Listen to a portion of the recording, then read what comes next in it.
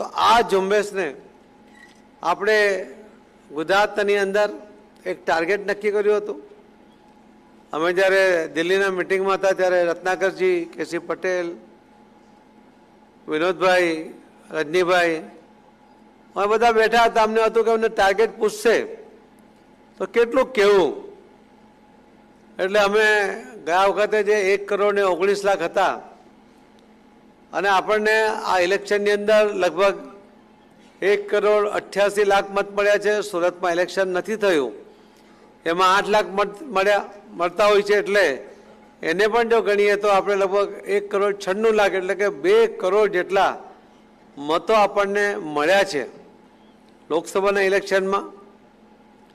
આપણે પહેલો ઇલેક્શન 2022નું 2019માં લોકસભાના ઇલેક્શનમાં પણ આપણને 1,87,00,000 મત મળ્યા હતા।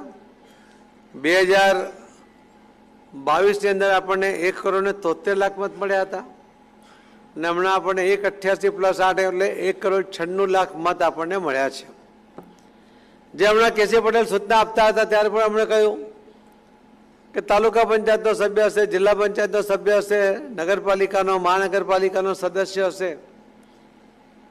અને બાકીના સૌ આગેવાનો, કોઈ ધારાસભ્યો છે, સાંસદો છે, આ બધાએ એમને મળેલા જેટલા મતો છે એટલા સભ્યો પોતાના વિસ્તારમાં કાર્યકર્તાઓને મદદમાં લઈને સાથે મળીને આ ફરજિયાતપણે બનાવશો તો આપણે આ 2 કરોડનું ટાર્ગેટ, અમને ત્યાં કોઈ પૂછ્યું નહીં, પણ આપણે આજે નક્કી કરીએ છીએ કે આપણે 2 કરોડને ટચ કરવું છે। શક્ય છે ભાઈ? થઈ જશે ને? તો આટલું જો કરવામાં આવે તો આપણે કદાચ ઉત્તર પ્રદેશ આપણા કરતાં સંખ્યામાં 3 ગણું છે અને છતાં એ આપણા કરતાં થોડાક જ સભ્યો એના વધારે નોંધાય છે।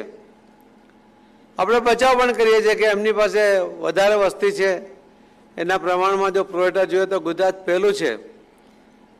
તો ગુજરાત આ વખતે ભલે એના કરતાં 3 ગણું નાનું હોય, પરંતુ સભ્યપદમાં આખા દેશમાં પહેલા નંબરે આપણે આ વખતે રહેવાનું નક્કી કર્યું છે